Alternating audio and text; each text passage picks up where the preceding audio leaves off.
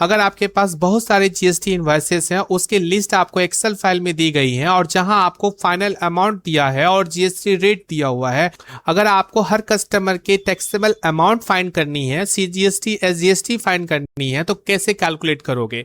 जैसे यहाँ इस टेबल में आप देख रहे हो, अलग अलग इनवॉइसेस है, अलग अलग कस्टमर, प्रोडक्ट उन्होंने जो परचेस की है वो लिखा हुआ है और उसके फाइनल अमाउंट दिए हुए हैं, इंक्लूड जीएसटी। अमाउंट में जीएसटी इंक्लूड है, कितना परसेंट है वो हमने यहाँ मेंशन की हुई है। जैसे इस कस्टमर को हम देखें, जैसे अशोक सिंह है, इन्होंने लैपटॉप परचेस किया 2360 रुपीज में, इसमें 18% का जीएसटी इंक्लूड है। लेकिन इसमें टैक्सेबल वैल्यू है कितनी, यानी टैक्स लगने से पहले कितना वैल्यू था, और इसका सीजीएसटी और एसजीएसटी कैसे कैलकुलेट करेंगे? तो दोस्तों इस वीडियो में बने रहिए, ये सभी कैलकुलेशन आपको एक ही वीडियो में जानने और सीखने को मिलेगा। तो दोस्तों बिना देरी के चलिए इस वीडियो को शुरू करते हैं। दोस्तों यहाँ आप देख रहे हैं, आपके पास एक टेबल है, इस टेबल में इनवॉइसेस और फाइनल अमाउंट दी गई है और उसका जीएसटी रेट भी यहाँ कैलकुलेटेड किया गया है।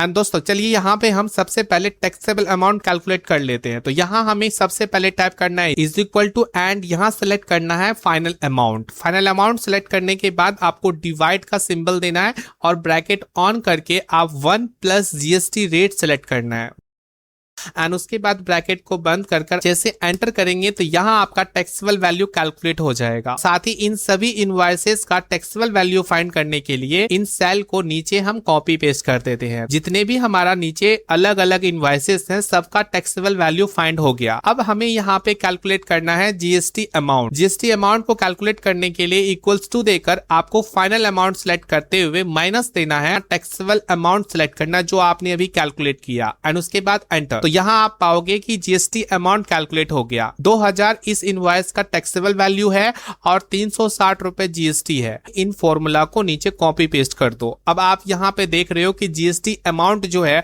सभी इनवॉइसेस का कैलकुलेट हो चुका है। अब हमें यहाँ पे सीजीएसटी और एसजीएसटी कैलकुलेट करना है। तो उसके लिए सिंपल आप यहाँ पे जीएसटी अमाउंट का सिलेक्शन लेकर डिवाइड करोगे 2 से, इससे आपका सीजीएसटी कैलकुलेट हो जाएगा और सेम हमारा एसजीएसटी भी होगा, क्योंकि आप सीजीएसटी और एसजीएसटी इक्वल अमाउंट का होता है। तो आप यहाँ पे फिर से इक्वल्स टू दो और जीएसटी अमाउंट का सिलेक्शन लेके डिवाइड 2 करो एंड एंटर करो। अब यहाँ पे इसे नीचे ड्रैग कर दो, इससे आपका सीजीएसटी एसजीएसटी कैलकुलेट हो जाएगा। एंड अब आप यहाँ पे टैक्सेबल वैल्यू और सीजीएसटी अमाउंट को कैलकुलेट करोगे तो आपका फाइनल अमाउंट कैलकुलेट हो जाएगा। सो दोस्तों आपने यहाँ पे जाना जीएसटी रिवर्स कैलकुलेशन कैसे करते हैं। दोस्तों ये वीडियो आपको पसंद आया हो तो प्लीज लाइक जरूर करना और भी इसी तरह का वीडियो देखने के लिए हमारे चैनल को जरूर सब्सक्राइब करना। धन्यवाद।